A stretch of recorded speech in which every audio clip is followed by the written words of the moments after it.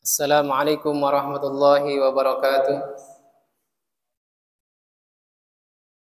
Alhamdulillah nahmaduhu wa nasta'inuhu wa nastaghfiruh wa na'udzu billahi min shururi anfusina wa min sayyiati a'malina. Man yahdihillahu fala mudilla lahu wa man yudlil fala hadiya lahu. Ashhadu an la ilaha illallah wahdahu la syarika lahu wa ashhadu anna Muhammadan 'abduhu wa rasuluh. Ya ayyuhalladzina amanu taqullaha haqqa tuqatih wa la tamutunna illa wa antum muslimun. Ya ayyuhan nasu taqu rabbakumul ladzi khalaqakum min nafsin wahidah wa khalaqa minha zawjaha wa batha minhuma rijalan katsiran wa nisaa'a wattaqullaha alladzi tasaaluna bihi wal arham innallaha kana 'alaikum raqiba.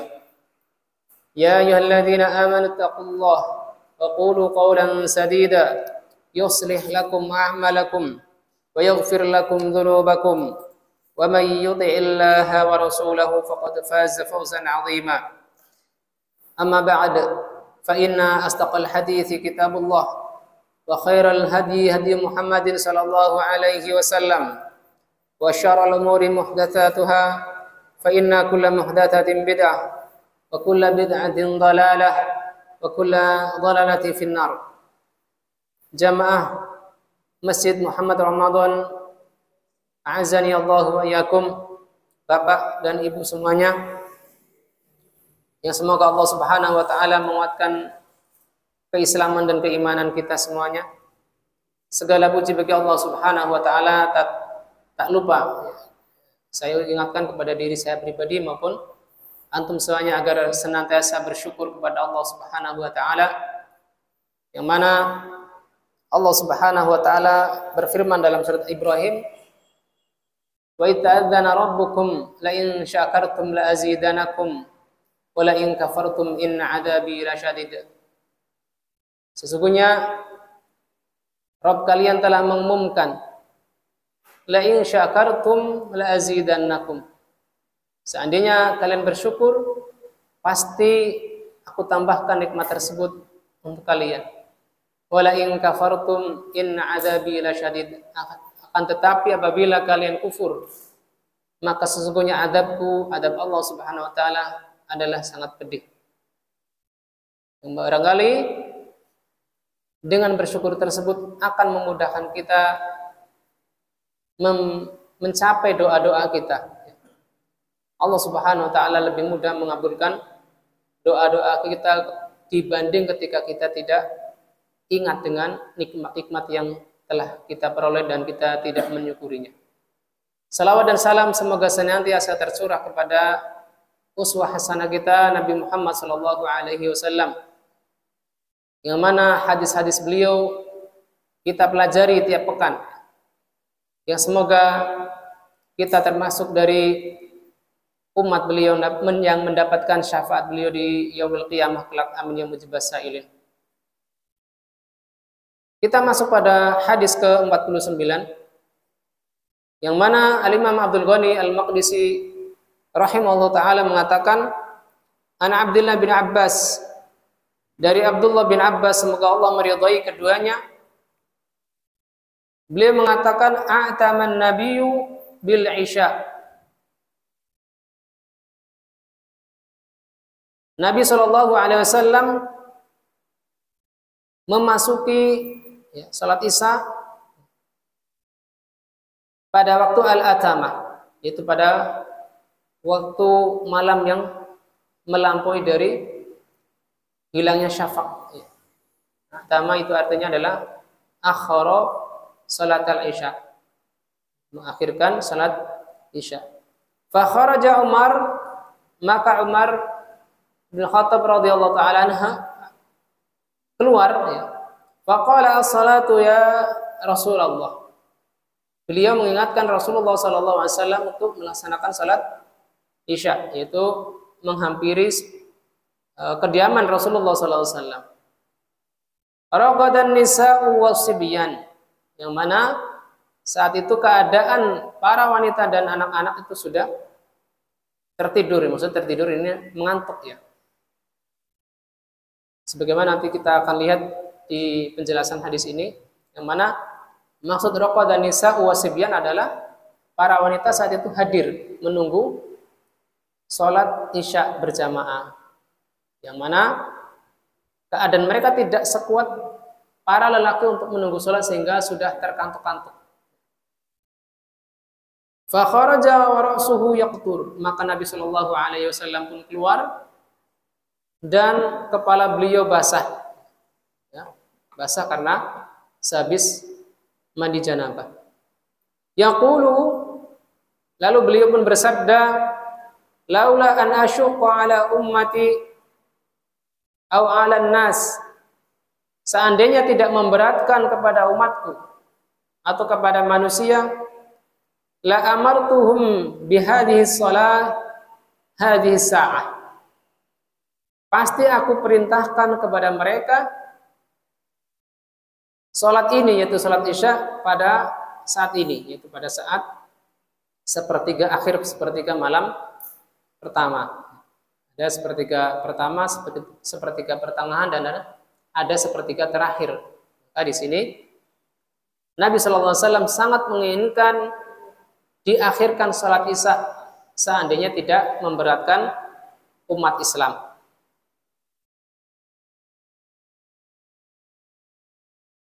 Di bagian mufradat, ya, mufrad hadits yang asing, di sini disebutkan a'tama, artinya adalah akhara salat al-isya. Nabi sallallahu alaihi wasallam mengakhirkan salat isya ba'da dhihabi syafaq, setelah hilangnya warna merah, ya, sebagai tanda masuknya waktu isya, dan diakhirkan.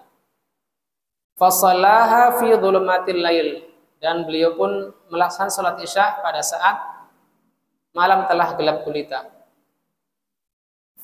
Makna umum dari hadis ini yang mana disebutkan oleh Syekh Abdullah Al-Basam, ta'akhkhara Nabi sallallahu alaihi wasallam bi salatil isya hatta dhahaba katsirun minal lail.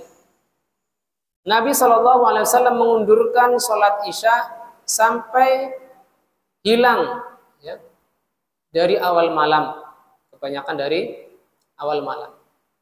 Wa raqadan nisa wasibyan, yang mana saat itu para wanita dan anak-anak itu sudah tidur. Nah, ini adalah kebiasaan kaum perempuan dan anak-anak itu secara fitrah, bukan begadang di awal malam dengan bermain gadget, bermain yang lain, sehingga mereka pun sahirul lail, ya, menghidupkan malam.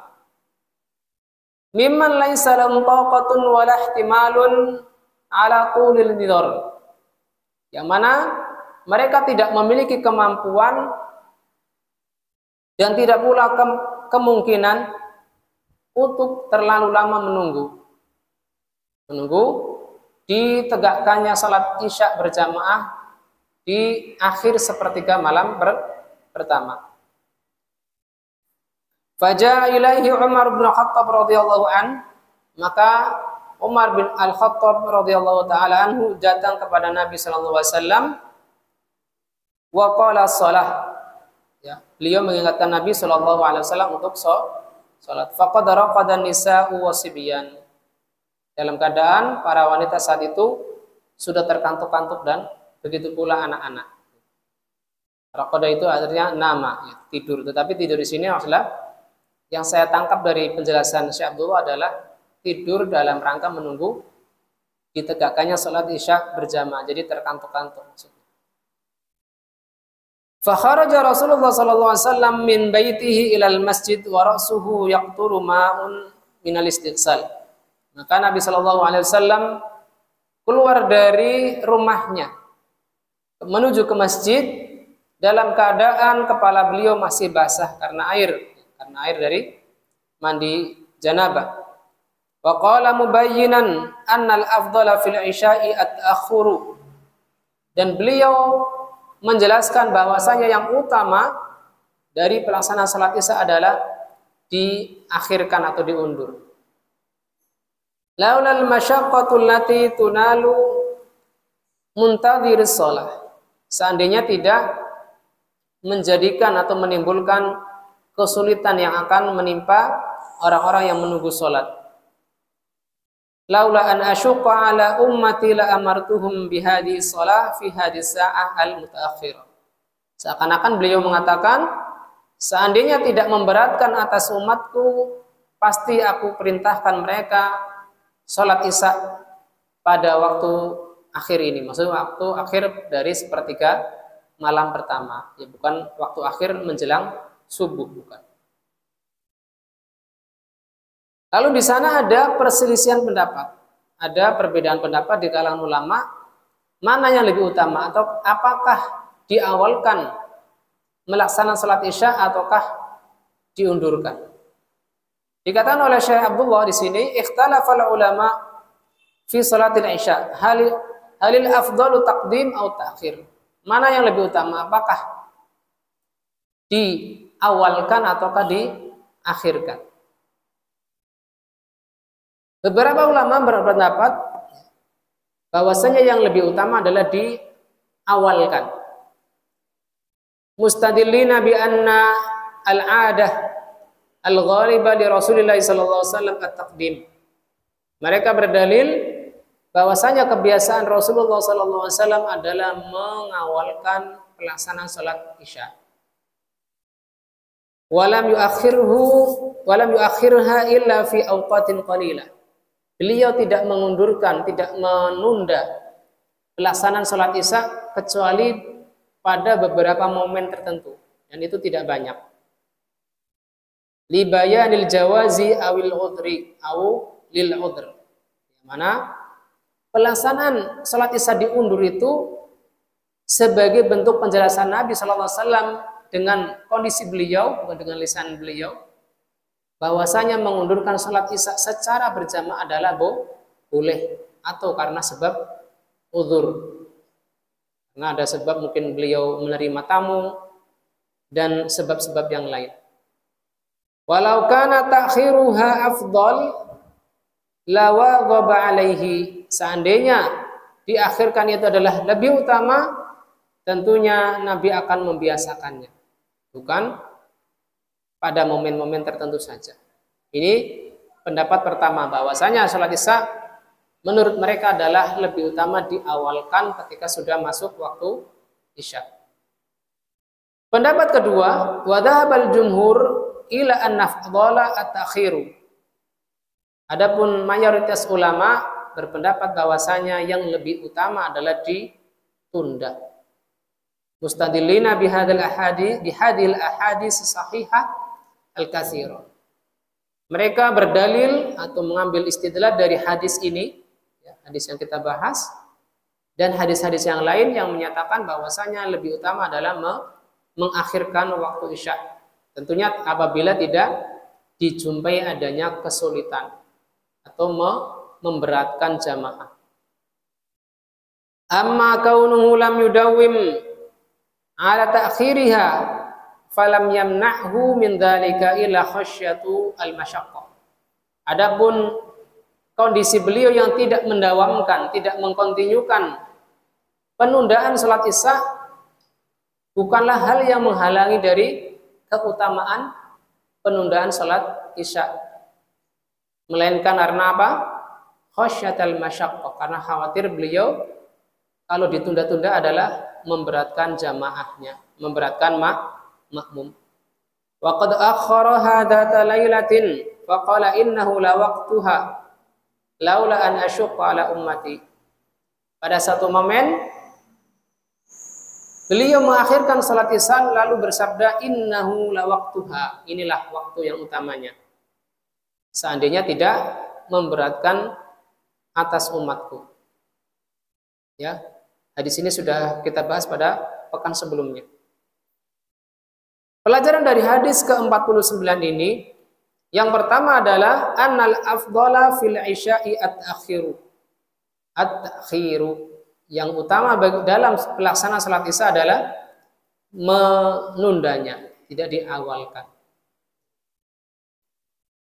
Wa yamna'u min dzalikal masyaqqah. Tetapi diakhirkan itu adalah dihalangi atau terhalang apabila ada kesulitan dalam pelaksanaannya. Misalnya Masjid A menjadwalkan pelaksanaan salat isya setiap jam 10 malam misalnya. Ternyata sudah berjalan beberapa malam justru jamaahnya berkurang sedikit demi sedikit. Yang mungkin pertama masih penuh satu shaf, lalu malam kedua berkurang 3 orang sehingga tersisa 4 orang.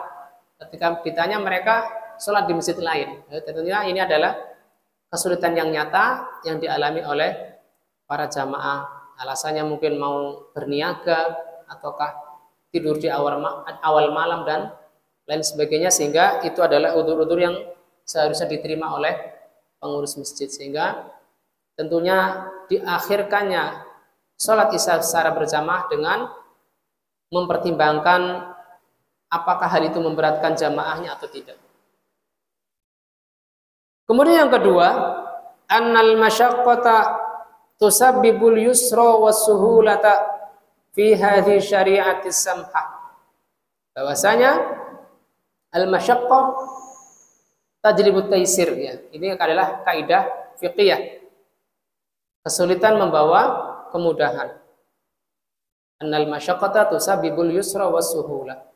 Bahwasanya kondisi yang menyulitkan akan menyebabkan datangnya kemudahan dan keringanan dalam syariat Islam yang penuh dengan toleransi.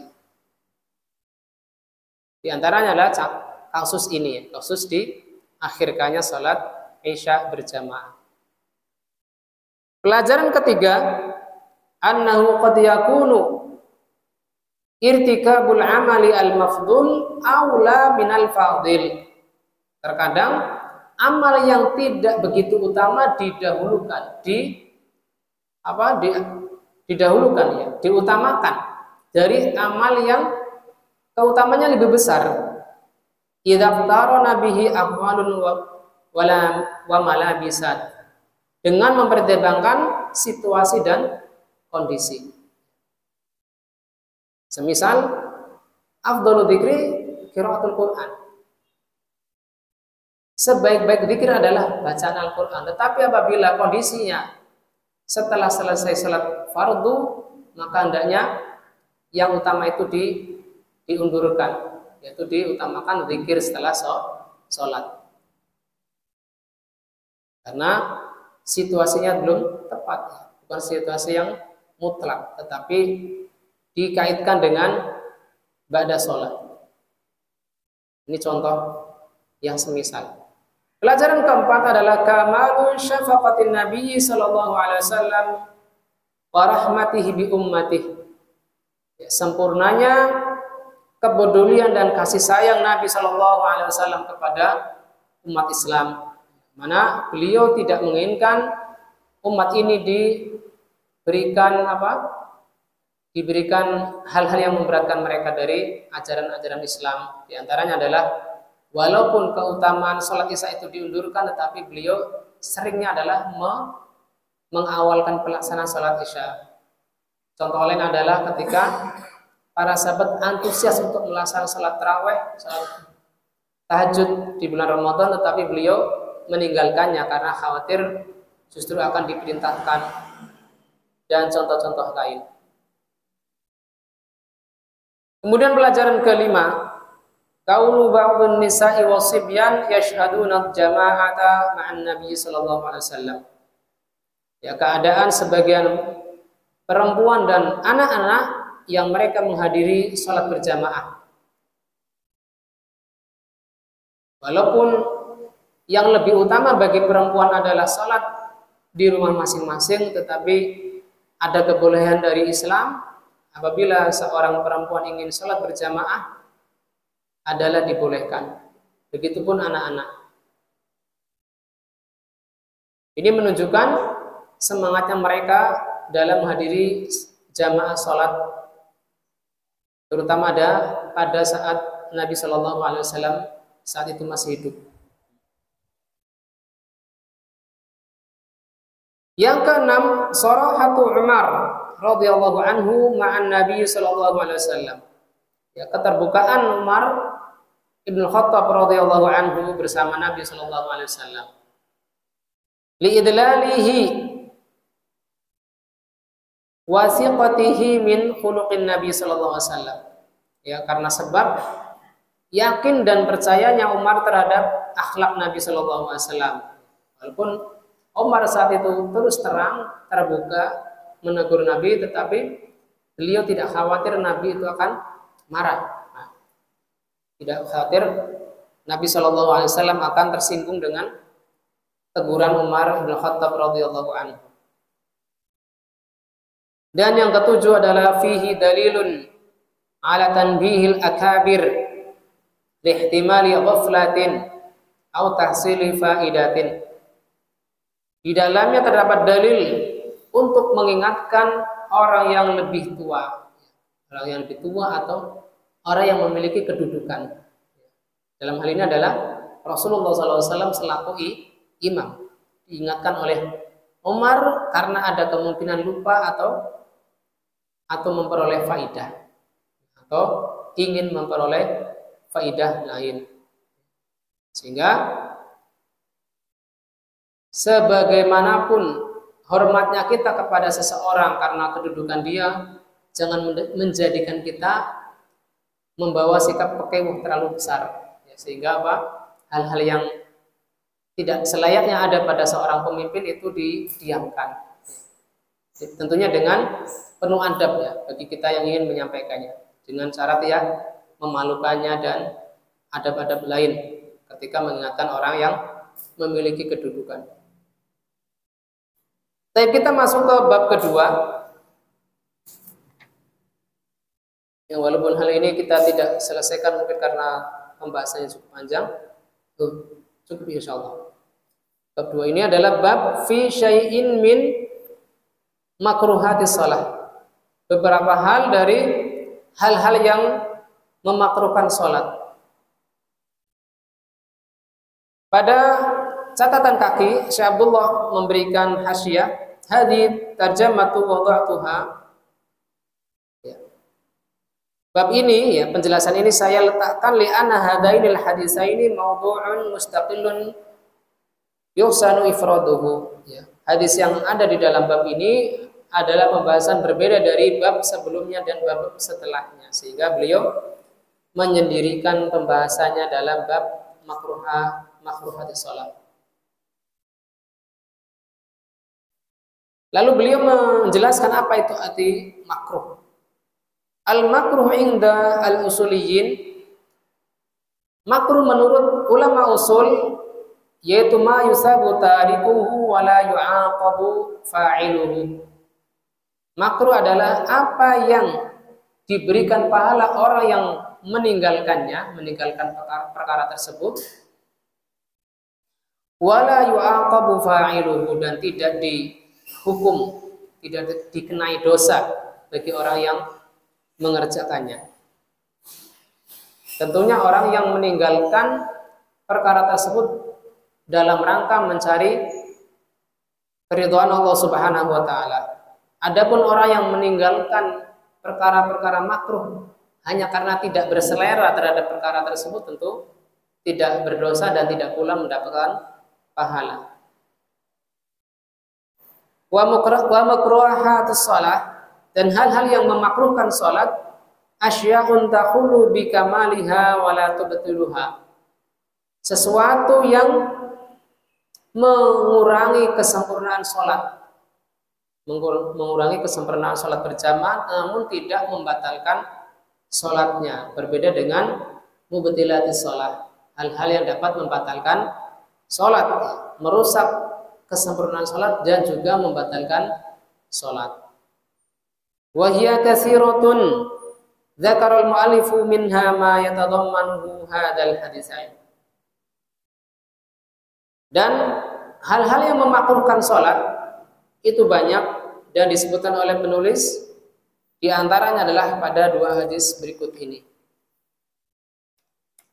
Hadis yang pertama yaitu hadis ke-50, hadis dari Aisyah radhiyallahu anha, dari Nabi sallallahu alaihi wasallam, beliau bersabda, "Idza uqimatis shalah wa hadaral 'asha fa abda'u bil 'asha." Hadis dari Aisyah radhiyallahu anha secara marfu, kepada Nabi SAW, beliau bersabda, apabila sholat telah ditegakkan, maksudnya adalah iqamat ya, idza uqimatis shalah wa hadarul asya, dan dihidangkan makanan malam, fabda'u bil asya, maka dahulukan makan malam. Tentunya hal ini bukan sebagai pemutlakan. Oh, berarti kalau sholat zuhur walaupun sudah dihidangkan makan siang, tetap didahulukan makan siang. Karena ini disebutnya adalah wahadharul asya. Itu tidak. Ini adalah mimbab al-ghalabah. Umumnya adalah karena sholat isya itu diundurkan, kadang-kadang waktu makan malam ada bertepatan dengan pelaksanaan sholat isya. Maka ketika sholat lain pun apabila kita kondisinya sudah dihidangkan makanan, maka berlaku dengan sesuai hadis ini. Wa ani bin Umar nahwahu, dan dari hadis Ibnu Umar juga semisal dengan hadis ini. Nahwahu adalah bimaknahu maksudnya. Al-misluhu adalah bi lafdhihi. Ini makna sebuah hadis apabila nahwahu maksudnya adalah isinya sama tetapi lafadznya berbeda. Tetapi kalau misluhu adalah lafadznya itu persis dengan apa yang diriwayatkan oleh Sayyidah Aisyah radhiyallahu anha. Makna menurut dari hadis ke-50 ini, yutlabu fi salatil al-khusyu'u wal khudu'u wal hudurul qalb. Salat dituntut dengan menghadir kekhusyuan, wal khudu' ketundukan, wa hudurul qalbi, dan hadirnya hati seseorang yang salat.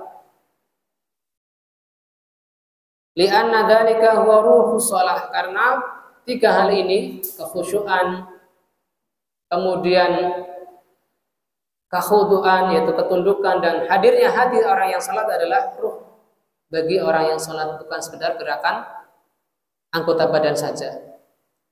Wa bihasabi wujudi hadzal ma'na yakunu tamamus shalah au naqsuha, dan sesuai dengan keberadaan tiga hal tersebut maka salat bisa mencapai kesempurnaannya ataukah justru berkurang karena tidak sempurnanya kekhusyuan seseorang.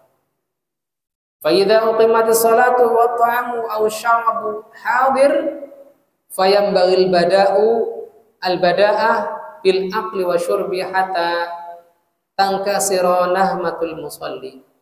Apabila salat sudah diiqamati sedangkan makanan dan minuman sudah terlanjur dihadirkan, hendaknya seseorang itu adalah mendahulukan makan dan minum hingga reda keinginannya untuk makan. Boleh mencicipi saja mungkin ya, biar tidak penasaran dengan apa yang sudah dihidangkan dari makanan tersebut. Wala yata'allaqu dhihnuhu bihi, sehingga pikirannya tidak terkait dengan makanan apa yang sudah dihidangkan. Wa kaila yansarifu qalbu 'anil khusyu', agar hatinya tidak berpaling dari kekhusyuan.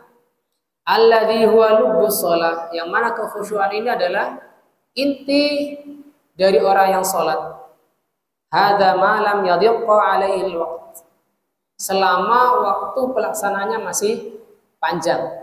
Tetapi apabila pelaksanaan waktunya adalah sudah hampir selesai, semisal maghrib ya. Maghrib kan waktunya sebentar. Misalnya karena qadarullah dia habis safar belum melaksanakan salat maghrib jam 6.45 mungkin isanya masuk 6.54, maka dia dahulukan pelaksanaan salat maghrib agar ketika dia makan tidak terlewat dari pelaksanaan waktu salat maghrib. Catatannya apa? Apabila dia sudah berselera dan waktunya tidak hampir selesai. Tetapi apabila dia tidak berselera karena sudah kenyang mungkin, maka tetap mendahulukan sholat terlebih dahulu. Fa in dhaqa fa hina idzin yuqaddimu shalah fi waqtiha ala kulli syai'. Apabila waktunya sudah sempit, maka dia mendahulukan salat pada waktunya dari segala hal. Li'anna al-mustahabba la yuzahimul wajib. Karena hal yang mustahab, hal yang disukai tidak bisa didahulukan dari hal yang wajib. Pelajaran dari dari baris pertama ini dari bab fi syai'in makruhatis shalah, yang pertama adalah anna ta'ama wasyarab idza hudira waqtas shalah quddima 'alaiha. Itu apabila makanan dan minuman sudah dihadirkan, sudah dihidangkan, walaupun sudah masuk waktu sholat, bahkan ketika sudah diiqamati sholat, hendaknya didahulukan makan terlebih dahulu. Quddima 'alaiha ma lam yadhiqa waqtuha, selama waktu pelaksanaan sholat tersebut tidak hampir selesai. Taqaddama 'ala ayati hal. Namun apabila waktunya hampir selesai, maka pelaksanaan sholat itu didahulukan dari segala hal. Pelajaran kedua, dhahirul hadisi sawa'un akana muhtajan lit-ta'am am ghairu muhtaj. Tekstual dari hadis ini adalah dia hendaknya mendahulukan makan, baik dia sedang berselera, sedang lapar, ataukah sedang tidak lapar. Lakin qayyadahu katsirun minal ulama bil hajah. Akan tetapi banyak ulama yang mengaitkannya ketika dia membutuhkan, yaitu ketika dia membutuhkan makan. Lain halnya apabila dia tidak begitu berselera karena tidak begitu lapar, hendaknya dia mendahulukan sholat. Akhdan minal illah allati fahimuha min maqsadis syari'. Ya. Zahir hadis ini, tekstual dari hadis ini adalah entah dia sedang lapar ataukah sedang tidak lapar, hendaknya dia mendahulukan makan apabila sudah dihidangkan.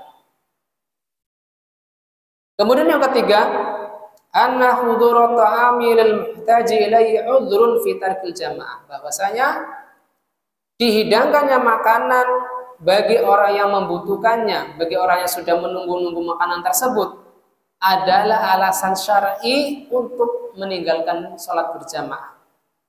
Ala an la yaj'ala waqta ta'ami huwa waqtus shalah daiman wa adatan mustamirrah. Dengan catatan dia tidak menjadikannya kebiasaan ketika sudah azan baru dikeluarkan makanan. Tiap ada azan dihidangkan. Jadinya dia nggak pernah sholat jamaah jadinya.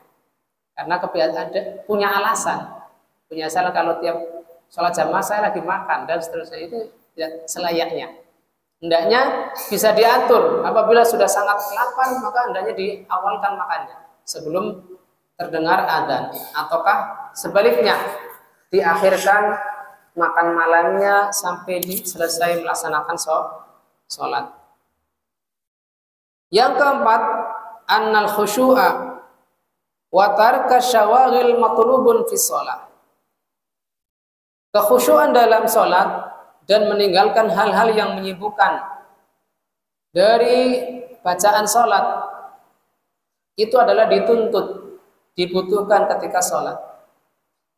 Liyahdurul qalbu lil munajah, agar hatinya itu hadir ketika bermunajat kepada Allah Subhanahu wa taala.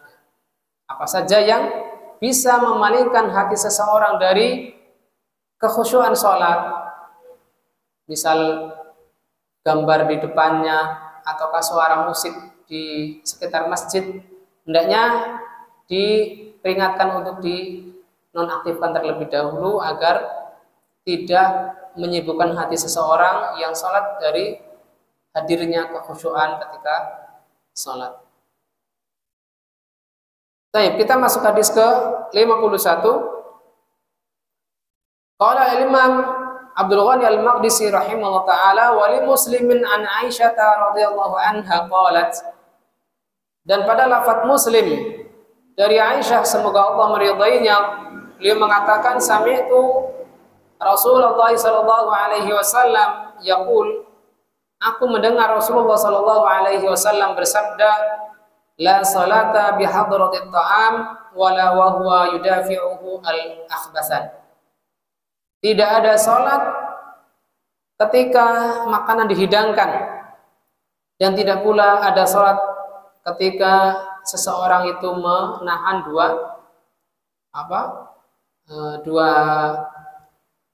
hadas, ya, dua hal yang bisa menyebabkan dia hilang kekhusyuannya, yaitu ketika ingin buang air kecil ataukah buang air besar. Ya, baik. Kita dengarkan adzan terlebih dahulu. Insyaallah kita lanjutkan setelah adzan.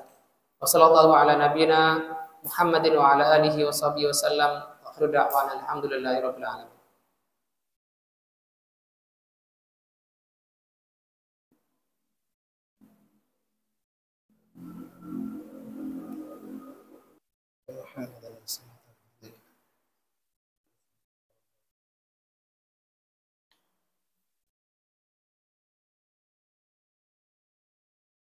Alhamdulillahi ala ihsanih wa syukru lahu ala taufiqihi wa amtinanih. Ashhadu an la ilaha illallah wahdahu la syarika lah ta'ziman li sya'nihi, wa ashhadu anna Muhammadan abduhu wa rasuluhu ad-da'i ila ridwanih. Salawatullahi wa salamuhu alaihi wa ala alihi wa ashabihi wa ikhwanih wa man tabi'ahum bi ihsanin ila yaumil liqa'ihi, amma ba'd. Fa ya ayyuhal jamaah rahimani wa rahimakumullah.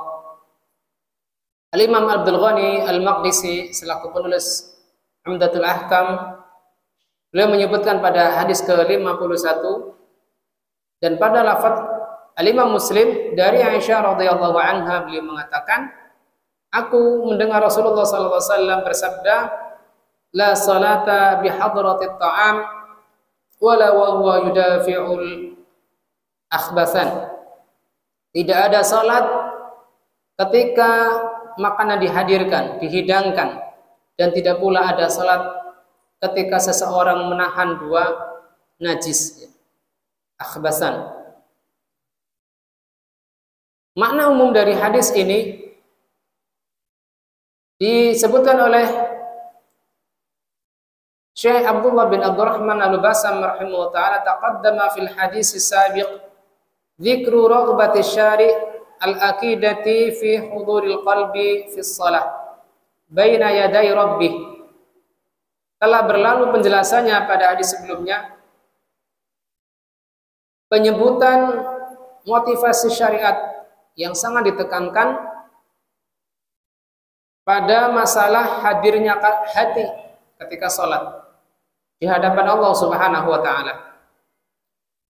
Wala yakunu dzalika illa biqada'i syawaghil, dan hal itu tidak akan tercapai kecuali dengan menyingkirkan berbagai hal yang menyibukkan seseorang dari hal di luar salat. Allati yusabbibu wujuduha adamal at-tuma'ninah wal khusyu'.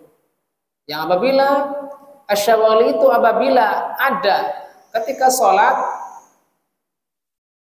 maka menyebabkan tidak adanya tumaknina, tidak adanya ketenangan, baik ketenangan hati maupun ketenangan anggota badan,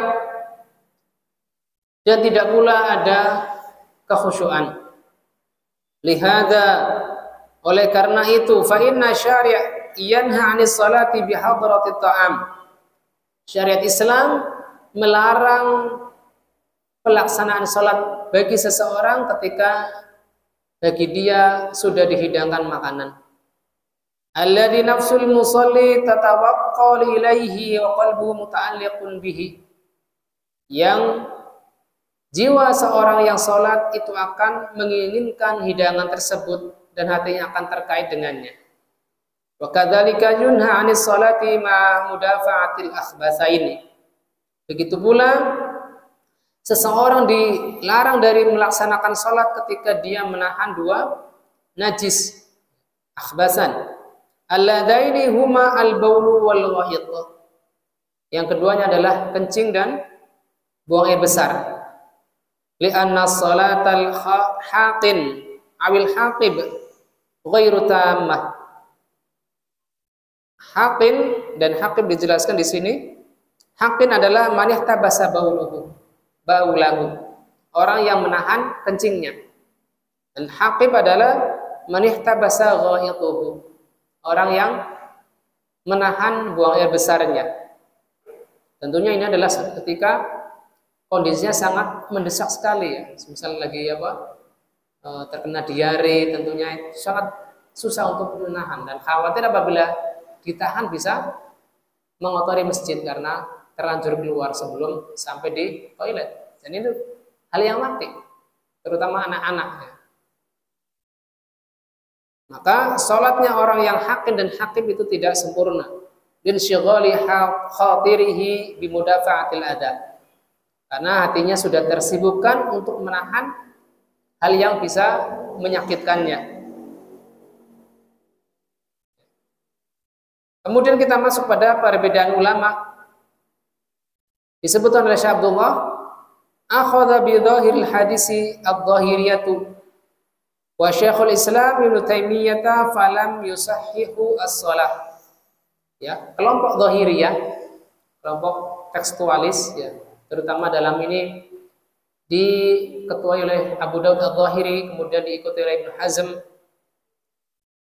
Begitu juga dengan Syekhul Islam Ibnu Taimiyah, ya, muhaqqiq di kalangan Hambali, menyatakan bahwa salat orang yang menahan dua najisnya tidak sah. Ketika disebabkan dua hal, yaitu ketika dia sudah dihidangkan makanan, tetapi dia tetap sholat, dan tidak sah pula kepada orang yang sedang menahan buang hajatnya. Wa'addu as-sholata batilah. Mereka menganggap bahwasanya sholat orang yang sudah dihidangkan makanan atau sedang menahan buang air, ya, sedang menahan buang hajatnya, sholatnya tidak sah. Ini menurut Adh-Dhahiriyah dan Syekhul Islam Ibnu Taimiyah. Illa anna Syekhul Islam Ibnu Taimiyah lam yusahhiha ma'al hajah ila ta'am. Adapun Syekhul Islam Ibnu Taimiyah memperinci bahwasanya apabila orang yang sedang berhajat kepada makanan lalu dia meninggalkan makanannya demi sholat, maka sholatnya belum dinyatakan batal oleh Ibnu Taimiyah rahimahullah ta'ala. Berbeda dengan kelompok Dhahiriyah, ya, mereka tidak membedakan antara dua hal tersebut, sama-sama batal. Wa Dhahiriyatu syadzu, ya.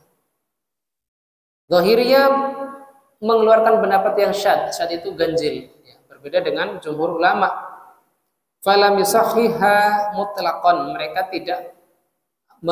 mereka berpendapat bahwasanya orang yang sudah dihidangkan makanan tetapi sholat, ataukah orang yang sedang menahan buang hajat lalu tetap sholat, mutlak tidak sah sholatnya. Wa dzaba jumhurul ulama, adapun mayoritas ulama berpendapat ila sihhatis shalah ma karahatiha. Adapun jumhur menyatakan sholatnya masih sah walaupun si pelaku tersebut sedang melakukan kemakruhan pada kondisi tersebut. Wa qalu inna nafya salati fi hadzal hadis nafyun likamaliha. Penafian tidak adanya salat, la salata bi hadratil ta'am wala wa huwa yudafi'ul akhbasan, adalah tidak adanya kesempurnaan salat, bukan tidak sahnya salat. Jadi la salata itu maknanya menurut jumhur ulama adalah tidak ada salat yang sempurna, bukan tidak ada salat secara keabsahan, itu ya menurut jumhur atau mayoritas ulama. Dan ini tentunya lebih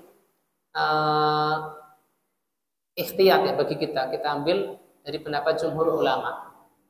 Tentunya bukan berarti kita menggampangkan apabila ada makanan di hidangan atau kita tinggal, ya kita ambil yang lebih sempurna, ya kita tinggalkan sholat terlebih dahulu, kita makan, tetapi bukan dibiasakan pada saat sudah diiqamah sholat lalu kita makan. Pelajaran dari hadis ke-51 ini, yang pertama adalah karahatus shalah inda huduri ta'ami al-muhtaji ilaihi, makruhnya sholat bagi orang yang sudah dihidangkan makanan dalam keadaan dia sudah membutuhkan makanan tersebut. Berbeda dengan orang yang tidak berselera terhadap makanan tersebut, maka dia tidak terkena kemakruhan sholat. Wa fi hali mudafa'atil akhbatsaini ma lam yadiqqal waqtu fataqaddama mutlaqan. Dan makruh pula orang yang menahan dua najis selama waktunya tidak hampir selesai. Pelajaran kedua, anna hudurul qalbi wal khusyu'a matlubani fis shalah. Hadirnya hati dan kekhusyuan itu dituntut pada saat sholat, ya, sehingga ketika orang yang mau sholat hendaknya sudah meluruskan hatinya.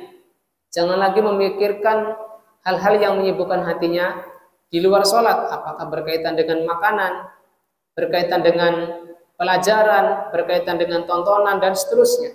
Hatinya hanya tertuju kepada Allah Subhanahu wa taala, sehingga dia tidak lagi tersibukkan dengan perkara-perkara tersebut, sehingga dia lebih fokus dengan bacaan salatnya. Ya, acap kali kita melihat ada orang yang salat tetapi tidak sedekap. Karena apa? Saking memikirkan hal di luar salat sehingga dia sibuk tangannya, garuk-garuk dan sebagainya. Ataupun ketika yang lain sedang bertasyahud dengan berisyarat dengan jari, dia justru tidak berisyarat. Hampir saja dia tidak melakukan hal-hal di dalam sholat karena apa? Hatinya tersibukkan dengan sesuatu di luar sholat. Hendaknya hal ini adalah ditinggalkan. Dia luruskan hatinya sehingga dia tenang dan anggota badannya pun bisa tenang ketika sholat, khusyuk mengikuti gerakan-gerakan sholat. Kemudian yang ketiga, yang bagi lil musalli ib'adu kulli ma yushghiluhu fi salatihi. Hendaknya bagi orang yang salat menjauhi segala hal yang dapat menyibukkannya di dalam salat.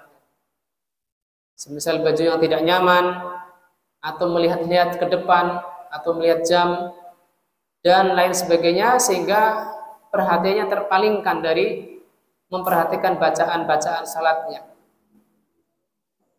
Yang keempat, annal hajata ila ta'ami, bahwasanya kebutuhan kepada makan, awi syarab atau minuman, awi tagawul atau kebutuhan kepada kencing, ya, buang air kecil, awi tagawud atau buang air besar, kullu ulaika udhrun fi tarkil jumu'ah wal jamaah. Semua itu adalah alasan syar'i bolehnya meninggalkan sholat Jumat ataupun sholat berjamaah. Ya, butuh kepada makan, minum, kemudian kebelet pipis, ya, kebelet buang air kecil ataukah kebelet buang air besar, itu adalah alasan yang dibenarkan untuk boleh meninggalkan sholat Jumat dan jamaah. Bisyartin, dengan syarat alla yaj'ala awqatis shalah mau mawa'id lima dzukira ma huwa fi maqduril insani minha, agar tidak menjadikan waktu-waktu sholat tersebut sebagai waktu yang tetap, ya, waktu-waktu untuk makan dan minum, kemudian buang hajat adalah waktu-waktu di saat didirikannya sholat Jumat ataupun jamaah, karena itu bisa diatur oleh seseorang untuk dilakukan di waktu yang lain. Walaupun itu sudah menjadi udzur, sudah menjadi apa? Alasan yang dibenarkan untuk meninggalkan sholat, tetapi jangan menjadi kebiasaannya sehingga setiap kali dilaksanakan sholat dia meninggalkan sholat karena alasan-alasan tersebut. Kemudian pelajaran kelima disebutkan oleh Al-Imam As-San'ani rahimahullah ta'ala, wa'lam anna hadha laysa fi babi taqdimi haqqil 'abdi ala haqqillahi ta'ala. Ketahuilah bahwasanya ini bukan dalam bab mendahulukan hak hamba di atas hak Allah Subhanahu wa taala. Bal huwa siyanatun li haqqil bari. bahkan ini adalah penjagaan terhadap hak Allah, agar Allah Subhanahu wa taala diibadahi dalam keadaan yang terbaik, baik secara jasad maupun hati kita. Li'alla yadkhulu fi ibadatihi biqalbin ghairi muqbil ala munajatihi. Ya, agar seseorang tidak memasuki ibadahnya dalam keadaan hatinya itu belum menghadap kepada Allah Subhanahu wa taala. Yang misalnya anak-anak kecil ketika sudah iqamah, tinggalkan bercanda. Ya, karena sudah iqamah. Idza uqimatis shalah. Karena apa? Tidak boleh membawa hal-hal yang menyibukkan hatinya nanti dari kekhusyuan salatnya.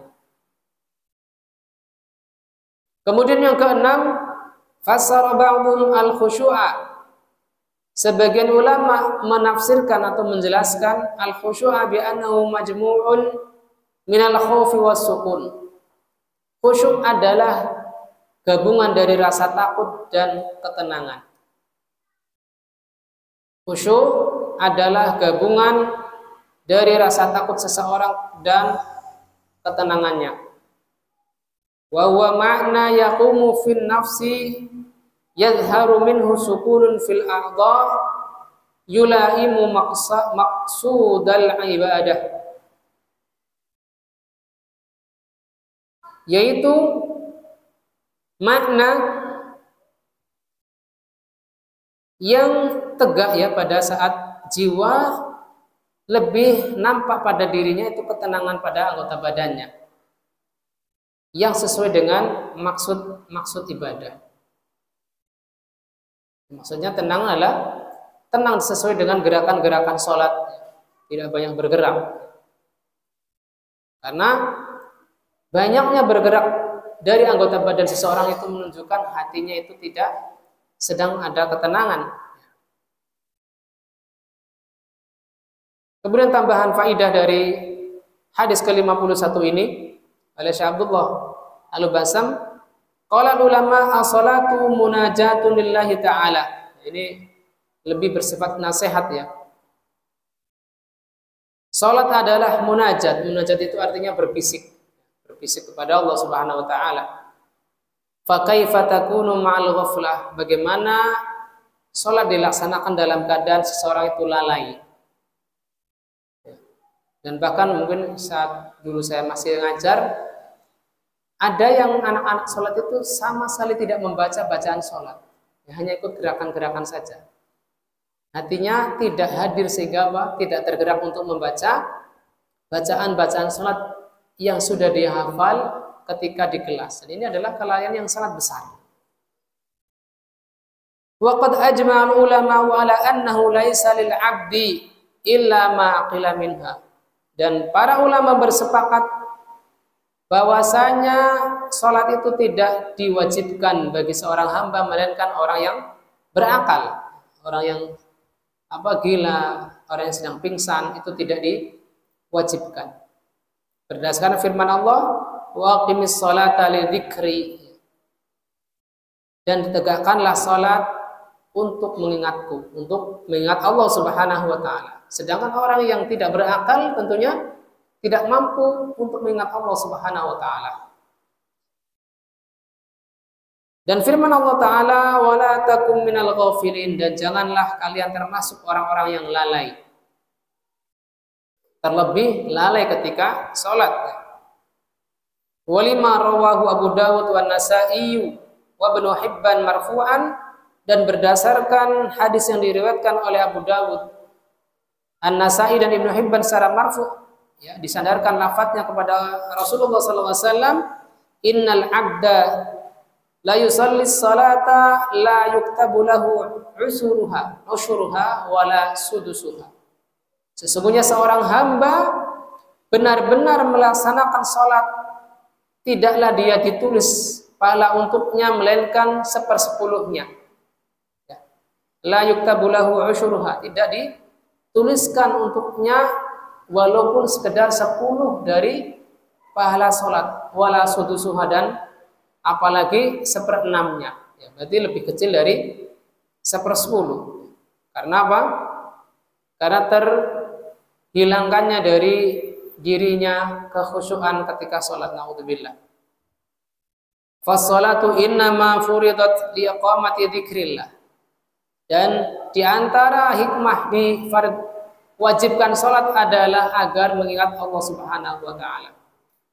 Seutama-utama mengingat Allah adalah ketika seorang hamba sholat. Tidak lagi ada yang mengatakan saya kan sudah eling, sudah ingat Allah, jadi saya tidak perlu sholat. Belum.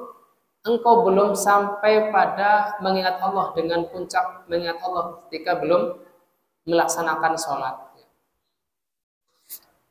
Fa illam yakun fi qalbil musalli ta'zimun wa haibatun lahu naqasat qimatus shalah.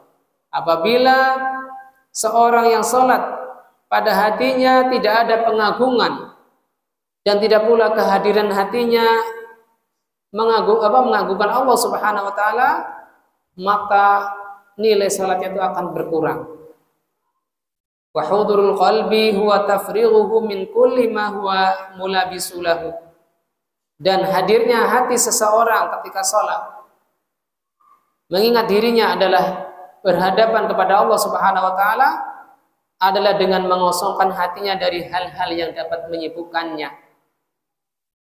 Fayaqtarinu idzakal ilmu wal amal. Ya. Yang saat itu hatinya terhubung antara ilmu dan amalnya. Wala yajril fikru fi ghairihima. Dan hatinya itu tidak terjatuh memikirkan selain ilmu dan amalnya, yaitu ilmu yang berkaitan dengan sholat dan gerakannya. Wa ghaflatul qalbi fi sholati 'anil munajati ma laha sababun illa al khawatirun nasyi'ah an hubbid dunya.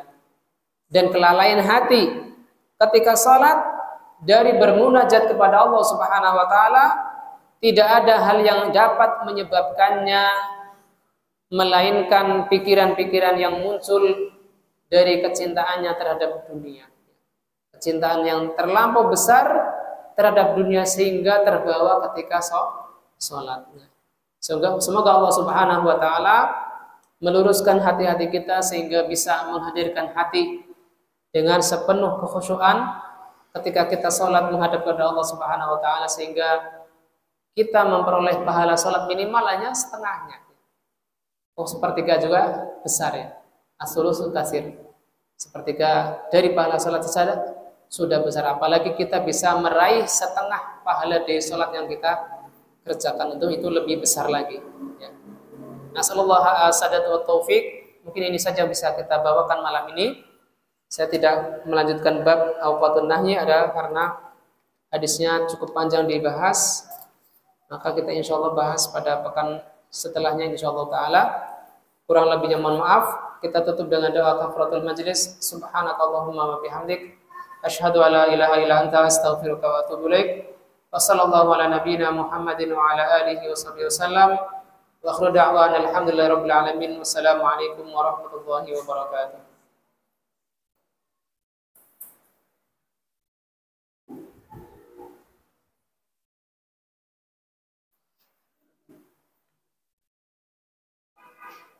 Ya.